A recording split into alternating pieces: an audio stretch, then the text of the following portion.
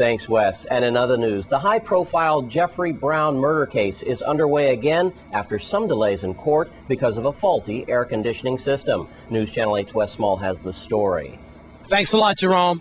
This is day 4. That if you go back to Monday, as they had chosen the jury for this Jeffrey Brown trial. Of course, we're talking about the 2007 JFK Christmas morning shooting. Now, this is day 4 of the trial here. And as you can see behind me, security, again, very, very tight. We've got people here from law enforcement officers here from BOC, Bureau of Corrections, and heavily armed. They're back in the bushes surrounding the courthouse, a very high-profile case. Now, let's get you caught up on exactly what's going on. Yesterday, the trial was supposed to resume at 9 o'clock, but because of an air conditioning duct problem in the courtroom, it had to be postponed until 2:30 in the afternoon. So that's what was going on with that, and I guess they got the air conditioning situation fixed with the leaking. 5 hours of witness testimony was heard, mostly from the victims' families. Strong emotions, to be sure. Emotions like the mother of Alvin Burke, that 20-year-old promising athlete who was going to go to college with a scholarship. Also, he was supposed to be a phys ed teacher.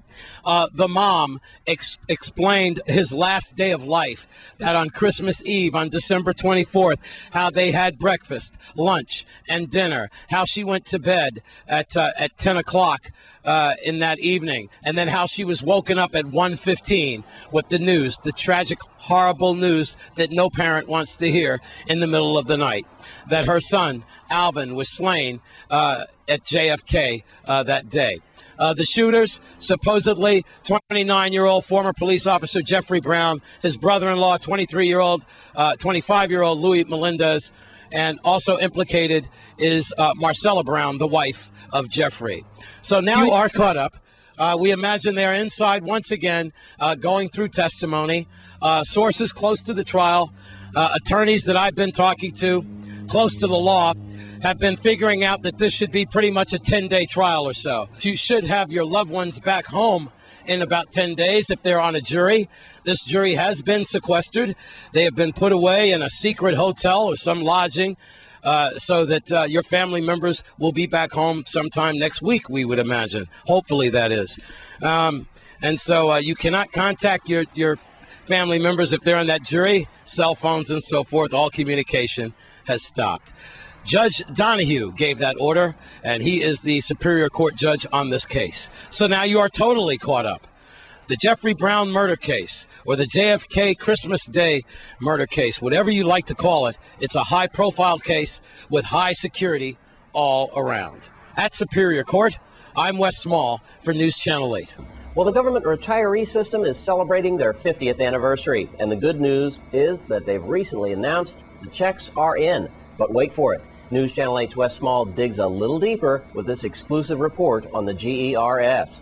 Well, today is the 50th anniversary of the government employees retirement system. That's right, 50 years old today. And in Golden Rock, they've got a beautiful new building. They're coming up with that to house some government offices and about the G.E.R.S. Now, the G.E.R.S. is a lot of times is in the news these days about the investments they've made and the fact that we're losing a lot of government workers because of the retiree screw-ups and so forth. Well, tonight, we are with Mr.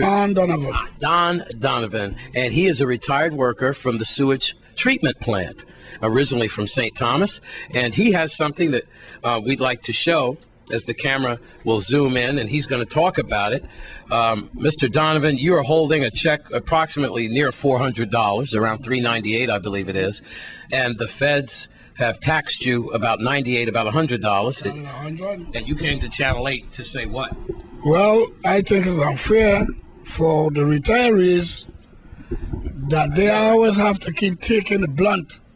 You know, if you want us to vote for you again, all over again, you need our support. But I want to know, why are we being taxed so heavy with this little bit of money that y'all give us for the year, which it will be again next year, instead of on our check permanently.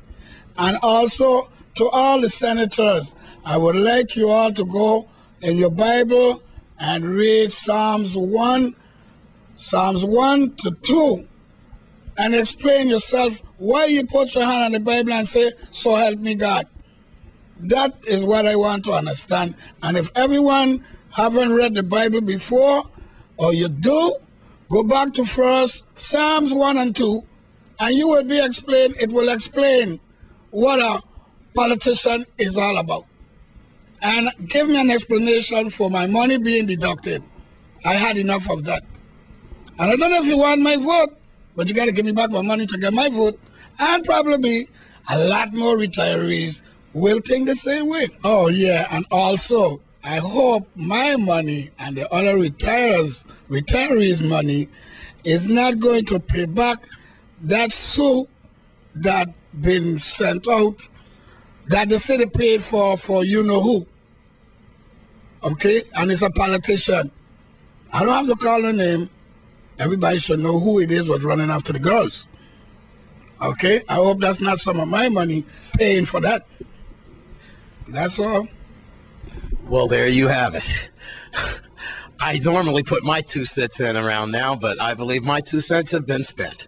I'm Wes Small for News Channel 8. Thanks, Wes. Stay with us on Channel 8 News. Dumb Crook Thursday is coming up next.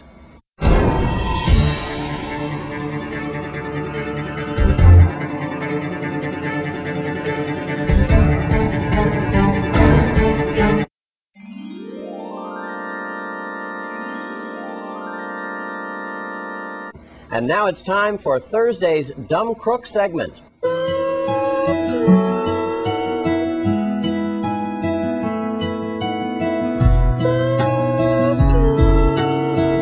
Well, it was a close vote, but thanks to your phone messages, we have a winner. First, we want to mention the runner-up. That was 18-year-old Kurt Huggins. Kurt tried to rob a church, but was tied up and then sanctified until the Virgin Islands Police Department hauled him off to the pokey. Amen on that one. Sorry, Kurt, you came in second place. So tonight's Dumb Crook Award of Thursday goes to Mike, I Have No Insurance Mirage, the young man who ran a police checkpoint. Why? No insurance on the truck. No insurance on the truck. No insurance on the truck. No insurance on the truck. And don't forget to cast your vote on next week for the Dumb Crook Award by calling 778-5008, extension 226. That number again is 778-5008, extension 226. Simply leave a message.